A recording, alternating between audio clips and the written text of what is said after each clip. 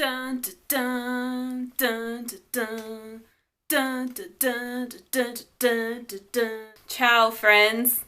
We're here to talk giallo today, and the subject of today's video is eyeball. Specifically, why I love it.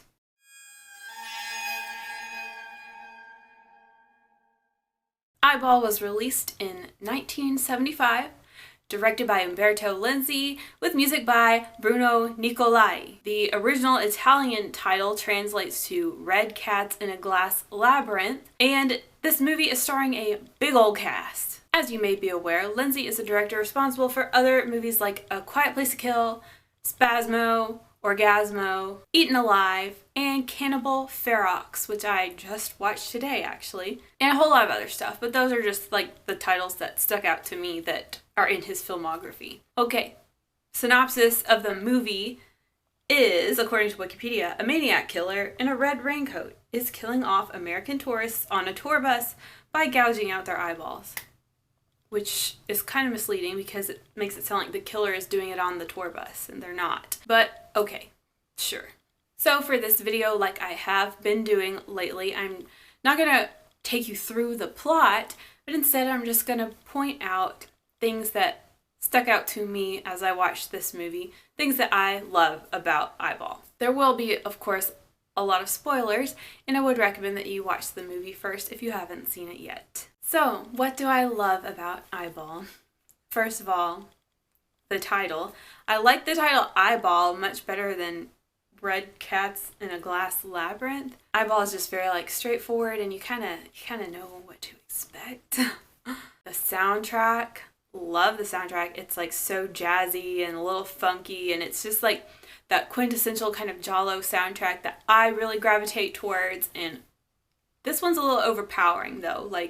It's very pervasive and repetitive throughout the film, but like I've said, that's something I really enjoy as someone who also loves video game soundtracks and the looping. This main score is very kind of fun and mischievous. I guess it adds a layer of kind of comedic self-awareness to the movie, if that makes sense. The next thing I love about this movie is something I love in a lot of Jolly, and that is the clothes and the fashion. There are some great outfits in this movie. In fact, I wish that I had an orange halter top to wear for this video I'm filming, but I have nothing like that, so I might need to add some 70s touches to my wardrobe. But yeah, these characters, they have great style, and there is a lot of color in this movie, in the clothes, and I love that. The next thing I love about this movie is the huge-ass cast. I enjoy a large cast in movies and shows. I love the ensemble of very different and interesting characters. But yeah, we have a nice diverse cast, different ages, and as many of you guys have already pointed out, we have a well-received interracial lesbian couple on this tour. So props to Eyeball for that. Among our large tour group are a few characters that stand out. We have the priest. God, is he like a priest in everything? I feel like every time I see this man, he is a priest. The lesbian couple, both of whom are gorgeous. The big glasses lady, as I like to call her, aka Paulette. The tour guide. I don't have much patience for the class clown character, especially if he is picking on people that don't want to be picked on. He is not my favorite. The grumpy wife, she's always got something to complain about or something to say about someone, but she was interesting. We have Mark, Paulette's man friend, who just appeared for some reason, not quite sure why. He just kind of joined this tour. And we have an array of just dirty old men, none of whom are particularly cute. So I love this group setting. I love a group of guests or of tourists that are brought together to a central location. And it makes the movie really interesting because we just met all these people. It makes it really hard to know who to suspect when things start going down. And because of this big cast, it feels like we don't really have a main character. It's kind of, the narrative kind of shifts from different points of view, and there's no real main character that we are focusing in on. I guess that if we did have to choose a main character, it's probably Paulette, the big glasses lady, and Mark, her man friend. This guy, Mark, by the way, He kept looking so familiar to me. I think he reminds me of the lead from Hatchet for the Honeymoon, Stephen Forsythe. And he probably also looks familiar because he's been in a ton of other movies, including Murder Obsession when he was older.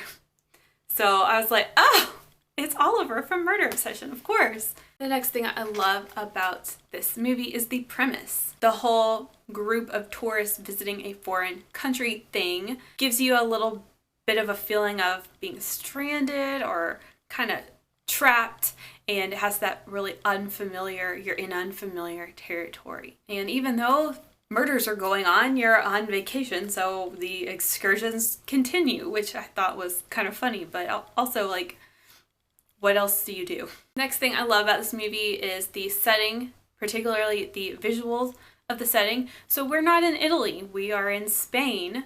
But even so, we get that nice Euro vibe. We get beautiful architecture and landscapes and even a castle. The decor in the hotel and everything is just really 70s cute. Next up on the list, I love the kills. Admittedly, like some people have pointed out on Letterboxd, they could have been bloodier, they could have been gorier, but nonetheless, I have a lot to say about the kills in this movie.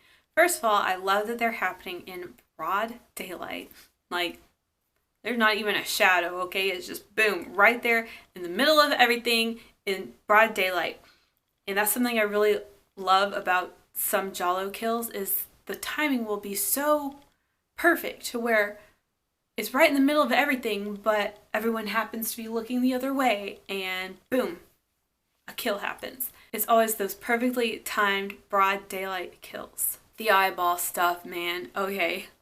You ever like hate something, like you hate something, but it's in a way that you kind of love to see it? Okay, like pregnancy horror. Love pregnancy themed horror because I'm terrified of pregnancy. So that just makes it mega scary.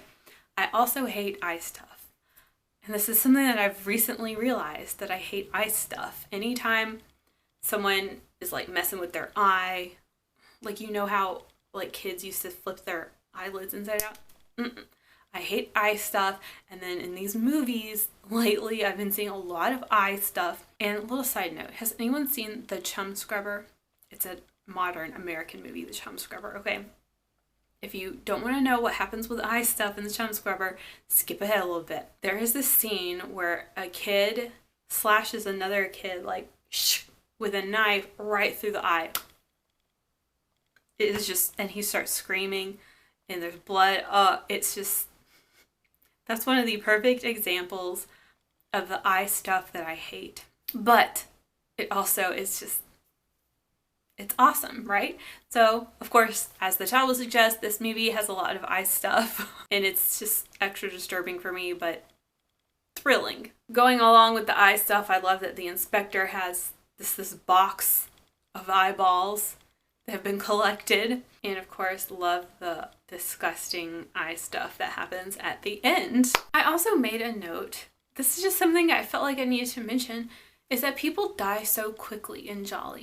You can get stabbed in the eye and be dead in 3 seconds. I had no idea. When I stepped away from giallo for a minute to watch Halloween Kills recently, one of these people took so long to die. I was like, my God.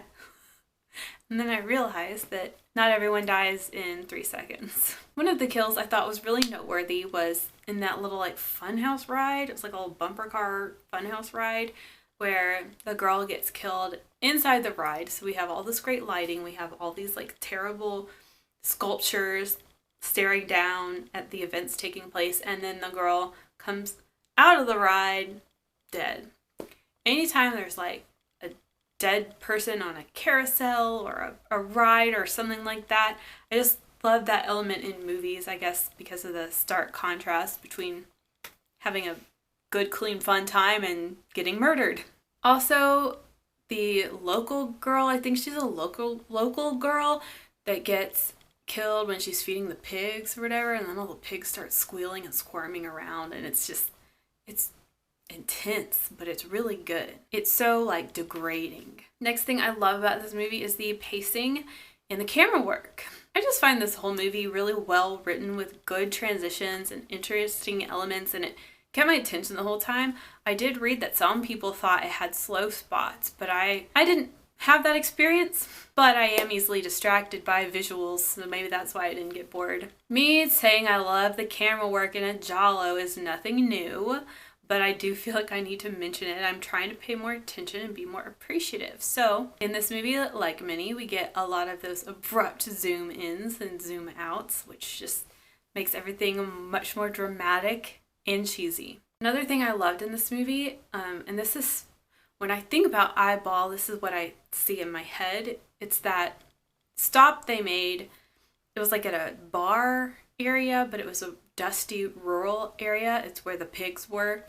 I just really liked that stop for some reason. It's just an interesting contrast because we have all these glamorous people like dressed up and wearing heels and stuff, and they're in this dusty rural farm-like area. Another thing I loved about this movie was Alma, the red herring. We get a really beautiful image flashed back to us of Alma passed out on the side of the pool with a dagger in her hand, and it's just this beautiful image of somebody who's well-to-do and beautiful, but still, as far as we know, struggling with something terrible and may have committed a terrible crime. And I like that she's always an option. Like, she's always, as far as we know, lurking and possibly the killer. The estranged, potentially psycho wife. Another thing I loved in this movie was we got to go to the club. We got a little discotheque moment. Great music, 70s dancing, which I love. You already know I love the rhythmic 70s dancing. I would have fit in well. I also want to take a little moment to say, like, yes, we are all glad there is gay representation in this movie. But we need to point out that this is an abusive relationship.